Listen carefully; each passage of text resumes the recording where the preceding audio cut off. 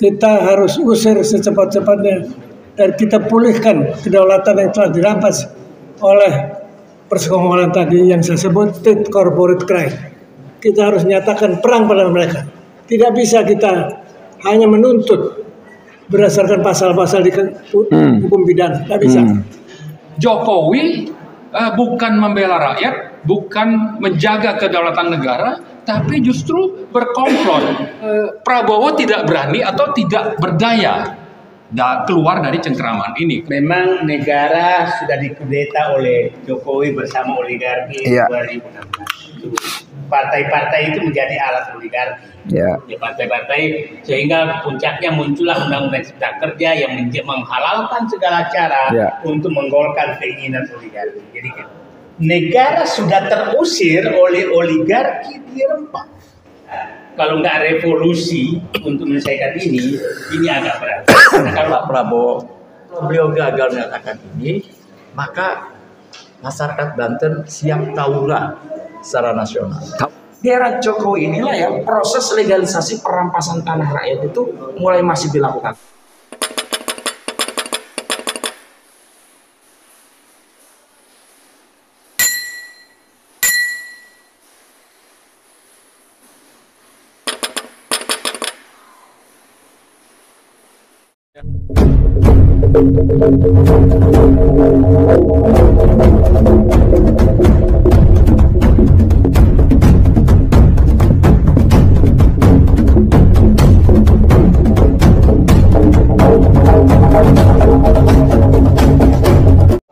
Bismillahirrahmanirrahim. Assalamualaikum warahmatullahi wabarakatuh.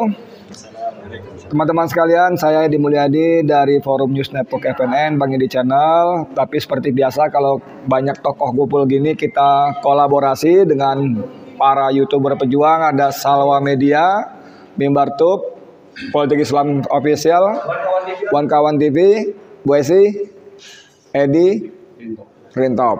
Oke, Alma Manusia Merdeka. Nah, oke, teman-teman sekalian, bersama-sama kita ada sejumlah tokoh. Ada orang tua kita yang sudah lama menghilang. Muncul lagi. Harus turun gunung.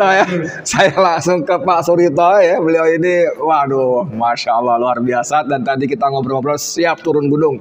Ini artinya memang situasinya sudah super keterlaluan ya. Sebelah kiri saya ada Bang Marwan Batubara yang tidak pernah off, on terus. Jadi kalau Anda cari saklar nggak ketemu off-nya deh, on terus. Atas on, bawah on terus. Yang kedua, manusia paling berbahaya saat ini di Indonesia namanya Muhammad Said Didu. Lalu Pak Rito tadi sudah. Sebelah Pak Rito ada aktivis senior juga dari Bandung, Insinyur Safril Sopyan. Nah, ini yang pakai batik ini orang Banten, orang lama sebetulnya, stok lama ya. Sekarang kita keluarin lagi nih karena situasinya menuntut orang-orang lama turun gunung lagi. Bang Ma'mun Muzaki, sehat Bang ya? Ya, sehat. Assalamualaikum. Waalaikumsalam warahmatullahi. Sebelahnya lagi ada Medi Juniarto. Dan yang terakhir adalah last not but least Ahmad Hosinuddin ya. Sastrawan politik ya, advokat. Oke, kita kasih ke Pak Surito dulu atau bagaimana? Ya, Pak Rito ya. Jadi kita hari ini ngomong bagaimana para oligarki itu sudah semakin tak terkendali, sudah merasa memiliki negeri ya.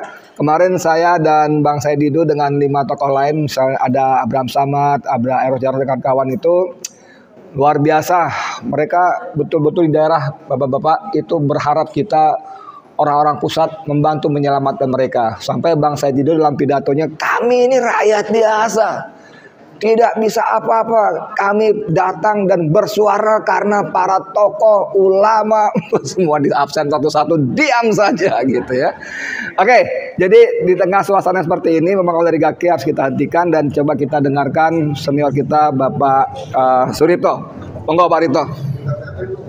Assalamualaikum warahmatullahi wabarakatuh. Waalaikumsalam warahmatullahi wabarakatuh. Udah biar situ aja nggak apa-apa.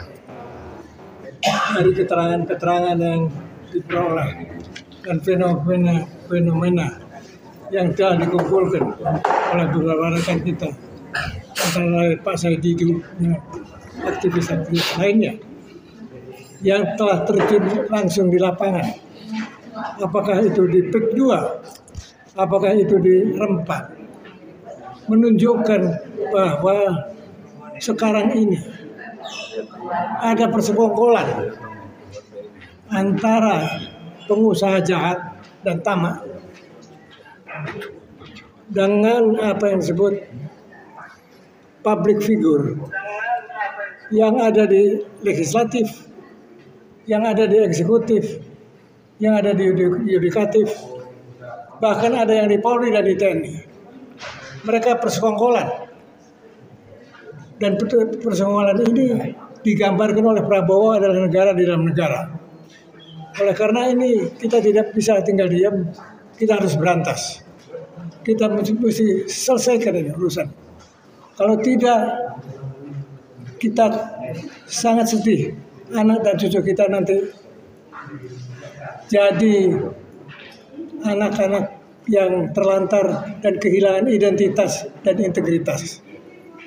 Oleh karena itu, kita harus usir secepat-cepatnya dan kita pulihkan kedaulatan yang telah dirampas oleh persekongkolan tadi yang saya sebut, yang terkenal apa yang disebut state corporate crime. Dan state corporate crime ini telah merajalela. Ternyata bukan hanya di 2 tempat saja, hampir di seluruh Indonesia. Di Jawa Timur, Surabaya, di Kalimantan Tengah, Selatan, dan Timur. Kemudian juga di Sulawesi Timur dan Tengah. Begitu juga di Papua dan juga di Maluku Utara. Bahkan juga di Sumatera Utara. Semua adalah pekerjaan dan perbuatan yang disebut state corporate crime. Ini harus kita usir mereka, kita harus nyatakan perang pada mereka. Tidak bisa kita hanya menuntut berdasarkan pasal-pasal di hukum pidana, tidak bisa. Ini harus diperangi, harus dikembalikan, harus direbut kembali. Apa yang disebut kedaulatan yang sudah dirampas oleh mereka dalam bentuk aset tanah, lahan, atau sumber daya alam. Bahkan juga lebih dari itu, kedaulatan ini ternyata dengan dirampas oleh mereka, ini dijual kedaulatan ini kepada asing.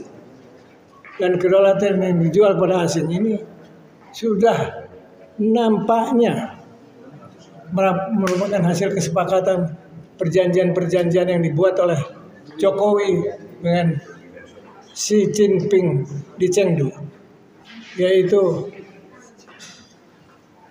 persetujuan untuk membangun IKN dan bentuk-bentuk kedaulatan lainnya yang semua memberikan peluang yang besar untuk masuk dari China, baik dari tenaga kerja asing sampai kepada laboratorium kedokteran dan kesehatan. Oleh karena itu, menurut saya sudah saatnya kita seluruh rakyat Indonesia untuk bersatu padu untuk melawan yang disebut state corporate crime, dan kita harapkan pemerintah yang disebut pemerintah baru ini yang namanya Prabowo mau mendengarkan suara rakyat. Kita khawatir kalau nanti terlalu lama ini dibiarkan saja, mereka lebih bisa mengkooptasi orang-orang sekitar presiden yang selama ini sebetulnya merupakan penjahat-penjahat juga, dan kejahatan-kejahatan yang dilakukan yang dalam konteks mereka melakukan persekongkolan dengan pengusaha jahat. Saya kira itulah barangkali apa yang saya bisa sampaikan. Terima kasih. Assalamualaikum warahmatullahi wabarakatuh. Waalaikumsalam warahmatullahi wabarakatuh. Singkat, padat, jelas, lugas. Ini luar biasa nih. Saya pindah ke Bang Marwan ya. Bandul pertama biasa. Seperti kata Pak Rito tadi, Itu memang ini risikonya kalau moderator di paling pinggir begini, kalau di tengah kan bisa geser-geser nggak jauh. Oke, jadi seperti kata Pak Rito tadi bahwa PSN kerjasama corporate trade crime tadi menimbulkan banyak kerugian. Itu ada 576.000 hektar tanah sengketa akibat PSN. 110.000 keluarga terusir. Dahsyat nggak? Saking dahsyatnya tuh ya. Nah sekarang kita mau seperti kata beliau tadi, kita nggak bisa jerat dengan pasal ini, undang-undang ini segala macam. Bang Marwan, silakan. Ya, makasih Bang Edi. Assalamualaikum warahmatullahi wabarakatuh. Waalaikumsalam warahmatullahi wabarakatuh. Alhamdulillahirobbilalamin. Muhammad. Memang setelah Jokowi berkuasa, maka level kejahatan ya state corporate crimes itu meningkat. Ini catatan pertama kita. Artinya bahwa kenapa penjahat-penjahat dari sisi pengusaha hitam itu, oligarki hitam itu bisa semakin leluasa untuk misalnya mengambil berbagai sektor-sektor yang akan menguntungkan mereka sekaligus merugikan rakyat, itu semakin leluasa karena memang Jokowi bukan membela rakyat, bukan menjaga kedaulatan negara, tapi justru berkomplot. Itu hal kedua. Kemudian yang ketiga, ternyata cengkraman oligarki Jokowi dan konglomerat hitam ini sampai sekarang itu justru makin dominan atau masih dominan. Namanya saja Prabowo Subianto itu presiden baru kita, dilantik 20 Oktober 2024. Tapi faktanya cengkraman yang dipimpin Jokowi ini masih bercokol, dan karena itu kita ini jadinya semakin harus aktif untuk terus bersuara dan mengajak seluruh lapisan masyarakat. Untuk apa? Untuk ini dihentikan. Tapi sekaligus ini juga untuk menjadi peluru suntikan keberanian minimal kepada Presiden Prabowo untuk menegakkan kedaulatan rakyat tadi. Kalau tidak, ya mundur saja gitu. Ya, itu yang keempat. Yang kelima, memang naga-naganya ini Prabowo tidak berani atau tidak berdaya keluar dari cengkraman ini. Karena itu kami menghimbau seluruh rakyat untuk mengerahkan seluruh daya, upaya, energi dan apapun yang kita miliki untuk melakukan perlawanan rakyat semesta. Bahwa fakta Pak Said Didu baru pulang 2 hari yang lalu dari Rempang. Semalam. Tapi kunjungannya 2 hari yang lalu. Ya. Ternyata kejahatan itu dibanding dulu bulan September itu lebih meningkat. Misalnya beliau sebutkan kalau di PIK 2 itu yang main adalah aparat-aparat keamanan, ya artinya polisi, artinya Trunojoyo, artinya Sigit. Ya, maka di Rempang itu konon ini ada bau-bau tentara yang main, aparat pertahanan negara. Jadi sektor keamanan polisi itu main di PIK, kemudian kalau sektor pertahanan negara tentara itu main di Rempang. Sehingga ada operasi yang Pak Said bilang itu operasi kilat, itu hanya dalam berapa menit bisa melumpuhkan rakyat yang ada di sana. Itu bisa menjadi indikator bahwa tentara ini main gitu. Nah, tapi ini kita bicara oknum lah, ya. Tapi saya kira oknum tentara ini kan punya panglima, dan panglima tertingginya itu adalah Prabowo, presiden dan bekas tentara pula. Ini Pak Prabowo harus tunjukkan bahwa dia presiden, dia panglima tertinggi, maka tertibkan ini dan bela rakyat di Rempang misalnya. Nah, itu hal yang kelima. Yang terakhir saya kira setelah menghimbau, mari kita susun strategi bagaimana supaya perlawanan rakyat semesta ini bisa menghasilkan sesuatu. yang signifikan. Apa yang signifikan itu? Satu, bahwa PSN PIK 2 dibatalkan, termasuk proyeknya. IKN juga sama, Rempang juga sama, harus dibatalkan. Dan itu, soal batal itu, Pak Prabowo tinggal perintahkan Menko Perekonomian. Ya, kalau tidak mau terbitkan saja Perpres atau Kepres batal, dan saya yakin itu rakyat akan berada di belakang Pak Prabowo. Dan sebaliknya bagi rakyat supaya Pak Prabowo itu memang benar-benar menjalankan apa yang kita tuntut ini, maka mari kita sama-sama juga secara masif melakukan perlawanan di seluruh Indonesia. Mari sama-sama, jangan biarkan ini terus berlangsung. Daulat rakyat itu ada di tangan oligarki, ada di tangan state corporate crimes yang awalnya dipimpin oleh Joko Widodo dan sekian banyak konglomerat hitam.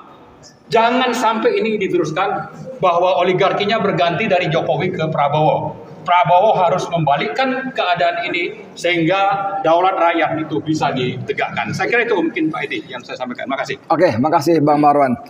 Pak Said Didu, tadi Bang Marwan mengatakan bahwa di era Jokowi corporate state crime itu semakin menggila.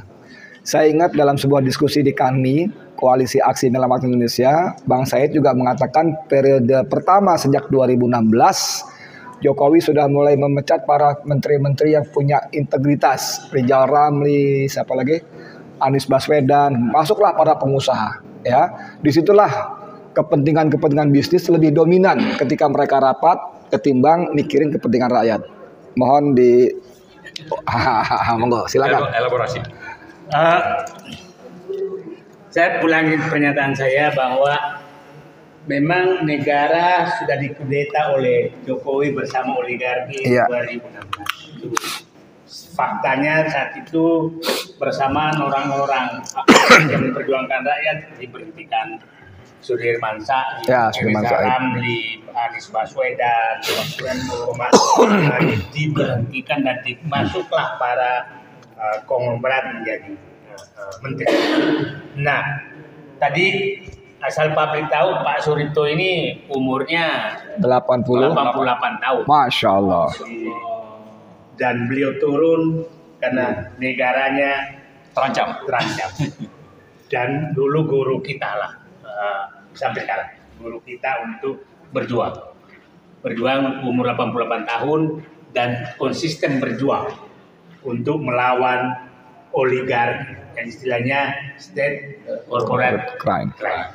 Nah, itu yang dilakukan beliau dan konsisten. Nah, saya hanya ingin menyatakan kenapa sih oligarki ini sangat berbahaya kalau ini. Nah, kasih itu anatominya saja. Jadi setelah itu Presiden Jokowi melakukan kudeta bersama oligarki, maka negara sudah di tangan oligarki sama Jokowi. Partai-partai itu menjadi alat oligarki. Ya, partai-partai sehingga puncaknya muncullah Undang-Undang Cipta Kerja yang menghalalkan segala cara untuk menggolkan keinginan oligarki. Jadi kira-kira itu karpet merahnya Undang-Undang Cipta Kerja yang dibikin oleh Jokowi.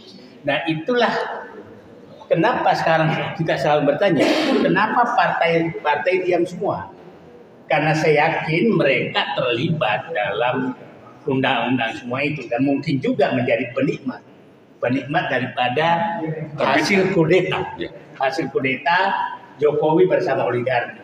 Nah, itu dinikmati sekarang dan mungkin juga oligarki sudah punya sprindik tersendiri selain Jokowi. Oke.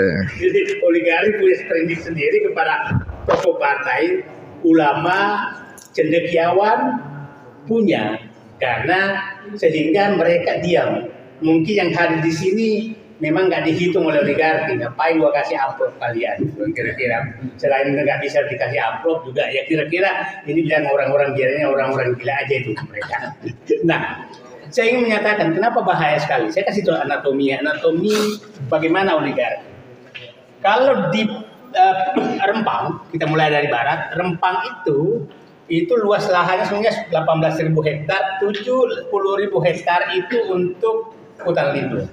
Sisanya jadi PSN semua. Jadi artinya pulau itu akan dikosongkan. Oke. Yang menarik kali Rempang ini adalah negara sudah terusir oleh oligarki di Rempang. Semua aparat desa, camat itu sudah harus keluar meninggalkan Pulau Rempang. Dan perusahaanlah yang masuk berkantor di situ. Bayangkan kantor camat itu yang berkantor adalah camat diusir oleh PT dan berkantor mereka di sana. Jadi ini fakta. Kalau Pak Prabowo menyatakan tidak boleh ada dalam negara, Pulau Rempang itu sudah negara dalam negara real. Ya itu ya. Nah, yang menariknya adalah bahwa betul-betul negara sudah terusir. Nah, itu Rempang. Bayangkan nanti kosong dan yang mau dibangun hanya pabrik gelas tapi butuh 17.000. 7.000. Nah, hutan lindungnya pun mau diturunkan statusnya, jadi kira-kira akan habis. PIK 2 berbeda. PIK 2 adalah ada penyelundupan hukum karena statusnya hanya 1.700 hektar, tapi dia bebaskan hampir seluruh sebagian besar. Jadi itu benar dengan pemaksaan. Nah, waterfront land Surabaya itu berbeda lagi kasusnya. Adalah mau membangun kota di reklamasi 1.140 hektar. Dan menariknya reklamasi langsung ditunjuk perusahaan oleh Jokowi. Nah, di IKN berbeda lagi. Rakyat yang punya tanah puluhan tahun hanya dipakai hak pakai 10 tahun, sementara orang asing yang mau masuk dikasih HGB 190 tahun.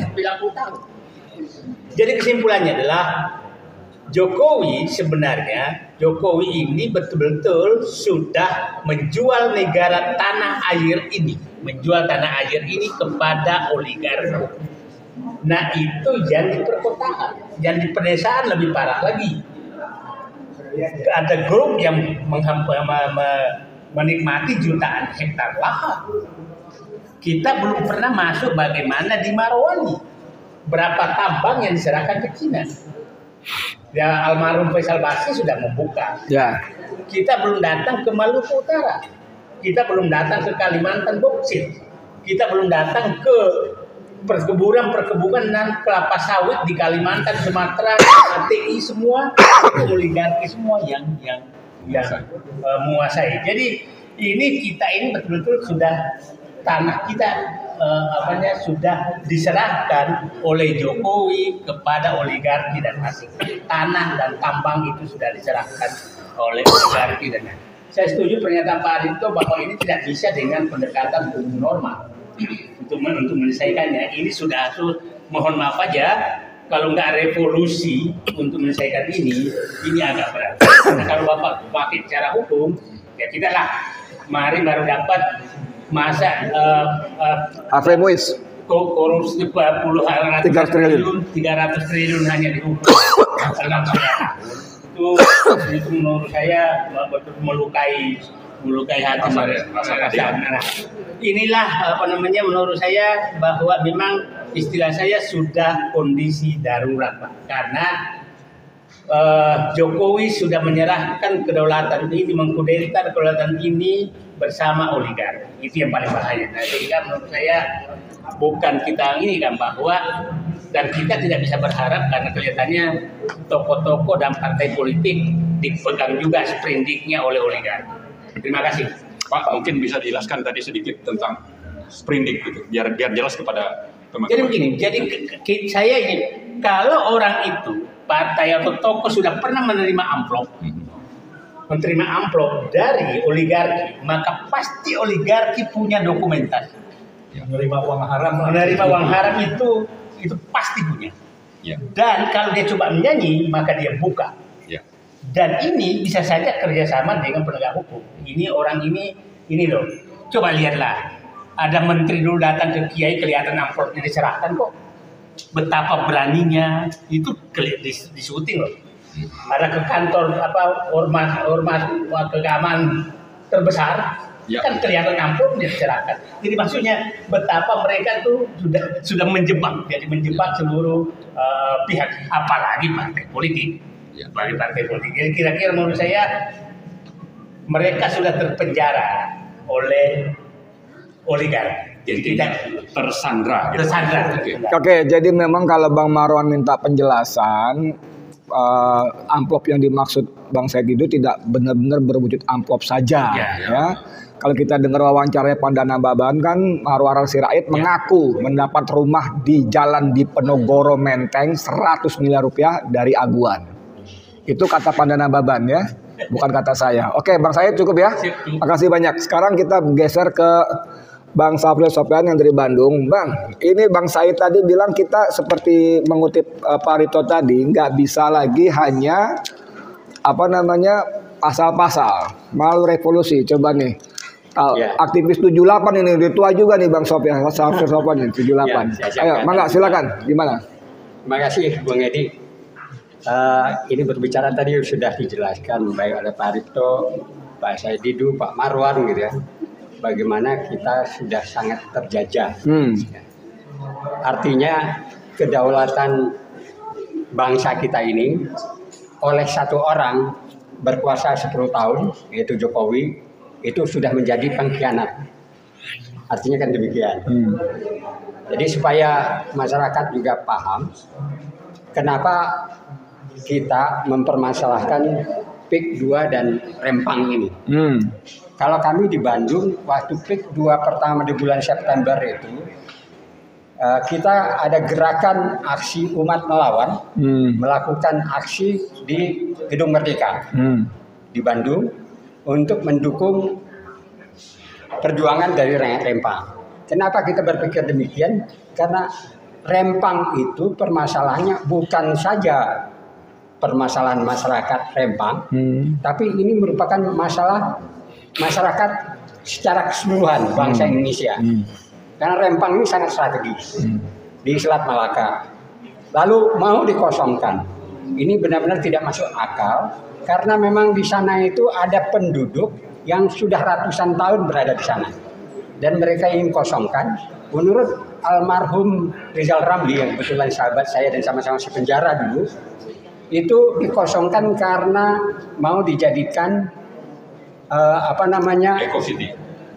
Bukan Eco City, itu bohong-bohongan, pabrik tapi pangkalan militer dari Cina. Dan ini berbahaya sekali karena apa? Karena memang masalah kita di Cina Laut Selatan itu ada perbatasan mendekat dan semasa Jokowi karena dia boneka Xi Jinping, ya ini akan dijadikan pertahanan Cina. Nah, kalau terjadi perang dunia ketiga, Indonesia bisa hancur gitu. Jadi dalam arti kata, ini kepentingan bangsa, kepentingan masyarakat Indonesia yang harus kita pertahankan. Begitu juga PIK 2, bahkan mungkin PIK yang lain, dengan manipulasi secara sistematis, secara terstruktur, terstruktur, sistematis, dan masif. Itu mereka ingin menguasai pantai-pantai di sana. Dan ini tidak bisa akan diawasi. Kita lihat sekarang PIK 1 yang sekarang terbuka matanya oleh MUI. Ada bahkan Menteri Agama bilang tidak satu pun ada azan. Tidak terdengar suara azan di 1000 hektar. Dan mereka juga membuat patung naga yang begitu panjang, ya kan? Seakan-akan negara itu udah negara Cina, gitu. Ya. Dan ini akan berlangsung terus dari mulai Cilegon sampai dengan Cirebon. Akan ada PIK selanjutnya. Kalau PIK 2 ini berhasil, artinya apa? PIK 2 ini bukannya permasalahan Pak Zulfikar di Banten saja, tapi permasalahan bangsa Indonesia. Karena gampang saja sekarang masuk senjata. Buktinya di Bandung itu di jalan Asia Afrika ketemu senjata dan sampai sekarang nggak bisa diusut. Itu di salah satu toko Cina punya, ya. Dan didiamkan. Artinya masuk dari mana? Karena pantai-pantai ini akan menjadikan tempat yang bisa memasukkan apa saja dan tidak bisa diawasi. Nah, ini yang harusnya angkatan laut, angkatan bersenjata memaklumi ini. Jadi bukan permasalahan bangsa kita saja, tapi juga permasalahan militer, pertahanan. Jadi kalau seandainya sekarang diangkat ada Pangko Wilhan, walaupun di angkatan laut, Pak Kunto, kita menghimbau Pak Kunto harus berani untuk mempertahankan bangsa Indonesia dalam segi ini. Karena ada kepentingan bangsa Cina atau kepentingan asing untuk menguasai Indonesia melalui cara-cara demikian. Gitu. Nah, dalam hal ini tentunya orang akan bertanya, kita ini siapa? Kalau Pak saya dulu bilang kita cuma rakyat biasa. Gitu. Tapi untuk melawan yang namanya kekuasaan kita mungkin nggak bisa. Karena mereka lebih berkuasa. Melawan modal atau dana kita juga nggak bisa. Karena mereka punya dana segala macam. Tapi yang bisa melawan itu semua, bisa menghabisi itu semua adalah militansi. Jadi rakyat yang militan itu bisa menghabisi itu semua. Itu yang saya setuju dengan Pak Ripto tadi. Ya mau tidak mau rakyat harus bergerak ya dengan revolusi. Gitu. Oke. Ya kan? Inilah yang bisa kita lakukan atau rakyat lakukan karena apa? Karena yang namanya kolaborasi antara pengusaha dan juga penguasa, apakah itu Aguan, apakah itu Tommy Winata, itu sudah sangat tidak beradab. Oke. Ya, yang saya katakan TSM tadi. Dan mereka bisa menggerakkan yang namanya tentara, militer dan segala macamnya. Rakyat harus bergerak. Saya kira itu barangkali. Ya, terima kasih Bang Safril Sofyan ya. Ke Bang Jaki, ini Bang Jaki ini punya pengalaman tempur ya 98 di lapangan langsung ya. Jadi saya sengaja saya giring terus dia omongannya sekarang bagaimana rakyat bergerak, rakyat berbuat. Karena tadi kalau kita menyerahkan, karena para petinggi suka bilang ini negara hukum, kita paham lah gitu, cincai semua itu ya. Bang Jaki mungkin berkaca dari apa yang terjadi, ini beliau dari Banten ya. Mungkin nanti tidak kita minta bicara soal PIK saja, tapi soal nasional. Bagaimana dengan apa ya? Kalau saya mau bilang persiapan, repot juga ya. Sampai sejauh mana sebagai orang lapangan kemarahan rakyat ini seperti apa dan mungkin nggak kita kapitalisasi begitu misalnya? Mangga, silakan. Ini kami ini sebetulnya ingin sekali dapat hadiah tahun baru dari Presiden Prabowo. Itu berupa bebasnya rakyat Banten dan rakyat lain di luar Banten. Indonesia yang tadi disebutkan itu banyak. Bapak saya gitu. Itu mudah-mudahan tahun baru ini kita dapat hadiah tahun baru dari Presiden Prabowo sehingga kita nggak perlu lagi turun ke lapangan. Ya, betul. Atau pilihannya nggak banyak. Kalau Pak Presiden Prabowo berpikir Indonesia baik-baik saja dan kemudian teskisnya rempang kemarin, mohon itu teskis itu jangan ditaruh di Banten. Kenapa? Kalau Banten terbakar, maka Indonesia akan terbakar semua. Dan rumput yang kering sudah banyak sekali di Banten ini. Oke. Kira-kira gitu ya. Kalau soal kesiapan, wah. Saya kira aktivitas Pak Said itu sama kawan-kawan dan kemudian sekarang bangkitnya komunitas masyarakat Banten di seluruh Banten sekarang hampir tiap hari ada podcast baru atau medsos baru di mana orang berani menyatakan sikapnya dan mengatakan dengan jelas tegas bahwa mereka sedang dikhianati, bahwa hak milik mereka sekarang sedang dipreteli dan diperlakukan dengan semena-mena. Rakyat Banten sadar bahwa di agama mereka diajarkan ada maqasid syariah itu. Ya, ada 5 hal yang harus dijaga. Pertama menjaga agama, yang kedua menjaga jiwa, yang ketiga menjaga akal, yang keempat menjaga mal. Kelima saya lupa itu. Nah, 5 hal itu harus kita pertahankan dengan jiwa raga kita. Jadi kalau ada orang yang mencederai harta kita, mencederai diri kita, nafas kita, otak kita, dan kita melawan, gugur di situ, itu kita mendapatkan pahala jihad. Insyaallah, sahih. Nah, ini merata.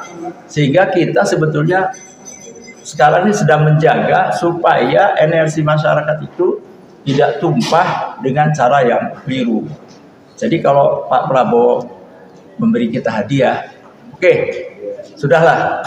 Tahun baru ini kita bereskan soal PSN secara nasional. Amin. Maka energi itu akan menjadi energi pembangunan masyarakat Banten dan masyarakat Indonesia secara keseluruhan. Tapi kalau beliau gagal menyatakan ini, maka masyarakat Banten siap tawuran secara nasional. Tawuran nasional. Wih. Bang Medi mau bicara juga? Saya tidak banyak, hanya komentari menyambung pembicaraan Pak Safril Sofyan dan Pak Zaki. Oke, silakan. Mana kita berharap dapat hadiah dari Prabowo Subianto untuk menggerakkan bangsa Indonesia, rakyat Indonesia terbebas daripada oligarki. Yang mana saat ini memang Pak Prabowo sangat sulit dilematis. Dia harus menyelesaikan politik luar negerinya, yang mana kan pangkalan militer Cina terlalu dekat, serta Amerika dan Australia senjatanya udah mengarah ke Indonesia. Dia berharap terjadi chaos kita, maka mereka bagi-bagi kue yang lebih berbahaya lagi. Jadi hadiah itu adalah Pak Prabowo bisa menyelesaikan politik luar negerinya, dan di dalam negeri ini dia bisa menuntaskan kejahatan-kejahatan luar biasa itu. Tangkap semua oligarki hitam, tangkap juga oknum-oknum pejabat yang ikut serta membantu. Terutama tangkap Jokowi. Yang sudah menyesatkan rakyat Indonesia. Saya hanya komentar itu. Oke. Silakan Pak Kosun. Sebelum ke Hojinuddin, jadi saya ulangi seperti kata Bang Said Didu tadi, bahwa di Rempang memang sudah tidak ada pemerintahan, ya. Kantor camat itu sudah lama dipakai buat orang-orang PT Makmur Elok Group, Makmur Elok Graha, ya. Berkantor. Jadi kantor camat dipakai PT MEG berkantor. Kemana camatnya? Camatnya sudah pergi relokasi. Begitu juga dengan kantor Koramil. Nah, tapi yang membanggakan kita, rakyat mulai berani. Di hari kita pergi kemarin pulang, datang dan ya itu rakyat datang menggeruduk kantor camat dan mereka menuntut karyawan semua keluar dari situ. Itu sudah karyawan MEG keluar dari sana semua.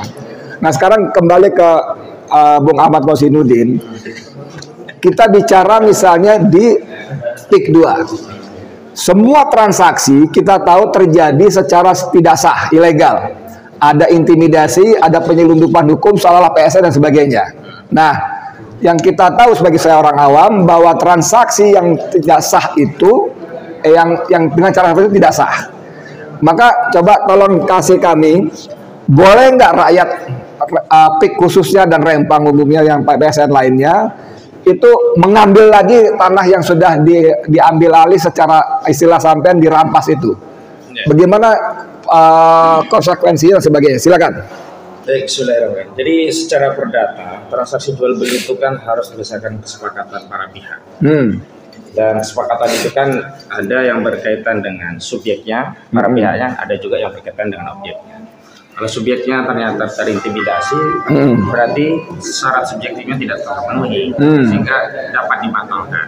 Tapi kalau objeknya ternyata ada kejahatan di sana, ada penipuan dan seterusnya, maka dibatal demi hukum. Konsekuensinya uang yang dibayar itu ya dianggap DP yang hangus begitu.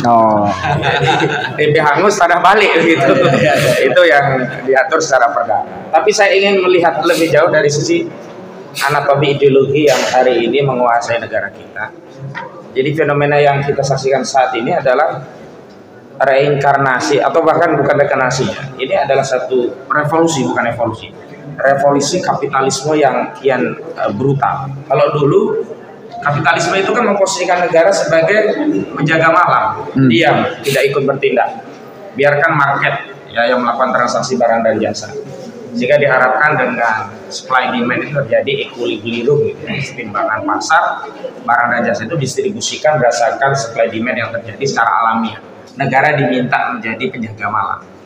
Hari ini kapitalisme yang brutal ini, negara justru melayani kaum kapitalis.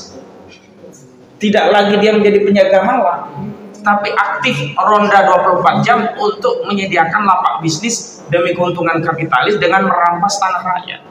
Makanya saya berulang kali mendefinisikan PSN itu sebagai apa?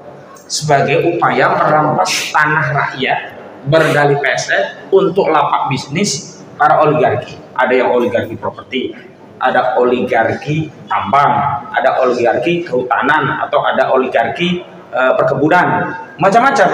Hanya kalau di Banten itu kan yang miris. Kalau dulu oligarki merampas tanah ya hak rakyat secara publik itu kan di gunung-gunung, di hutan-hutan, nah, di sana ada tambang yang mereka ambil, kemudian ada kayunya, setelah kayunya diambil jadikan kebun sawit milik mereka. Ini nggak ada orangnya, urusannya hanya pengkhianatan negara yang melayani kepentingan mereka. Hari ini negara melayani sampai mencarikan jarahan tanah tadi di tanah-tanah ada penduduknya. Dengan dalih PSN seolah orang yang punya tanah tadi tidak punya hak untuk membela diri karena ini proyek negara, terpaksalah dilepas. Bukan karena murah, daripada tidak dapat sama sekali. Akhirnya apa? 30.000 pun dilepas daripada melawan negara. Aguan ini kan yang jadi soal karena dia menjual narasi PSN di lapangan seolah-olah proyek 2 itu semuanya adalah proyek strategis negara, sehingga muncul satu pendapat umum di tengah masyarakat khawatir kalau melawan ini seolah-olah melawan negara. Pada sejatinya kita tidak melawan negara, kita melawan aguan oligarkinya. Dan memang kalau kita runut di era Joko Widodo, Bang Marwan itu musuh bebuyutan Jokowi itu. Dan memang di era Jokowi inilah ya proses legalisasi perampasan tanah rakyat itu mulai masih dilakukan. Terutama bapak-bapak ya, seluruh rakyat Indonesia itu harus hati-hati.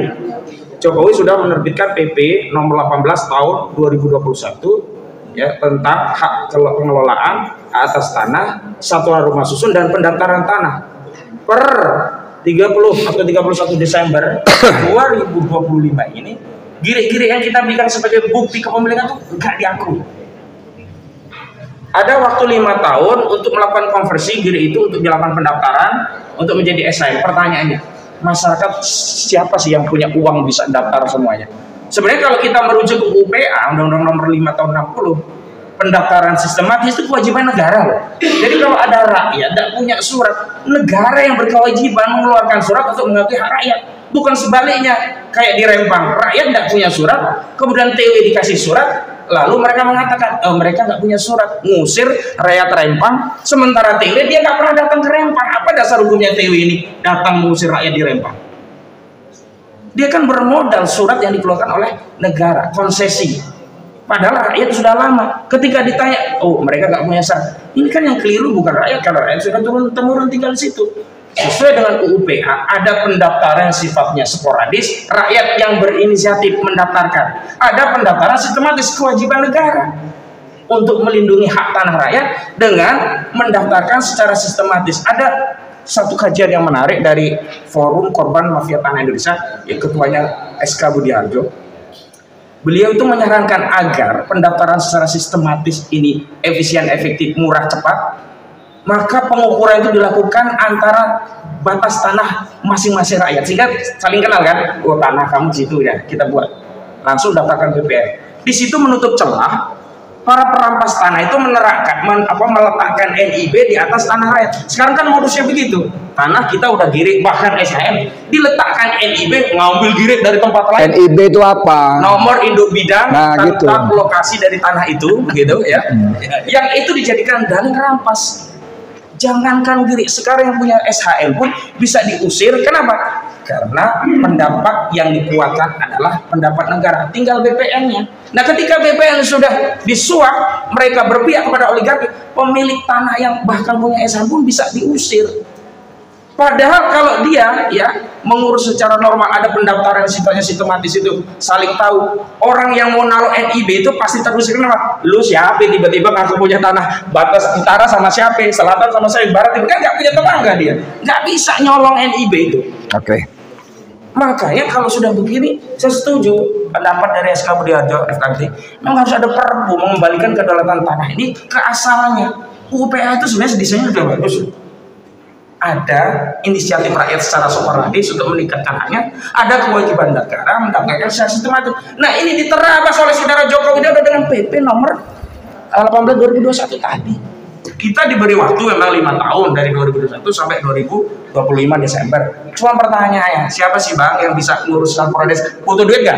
Butuh duit, rakyat kan nggak ngerti. Nah, tahu-tahu nanti desainnya yang mau ngerampas ini main dengan BPN, terbitkan dia sertifikat atas nama. Nah, orang tadi bawa giring, oh udah nggak diakui.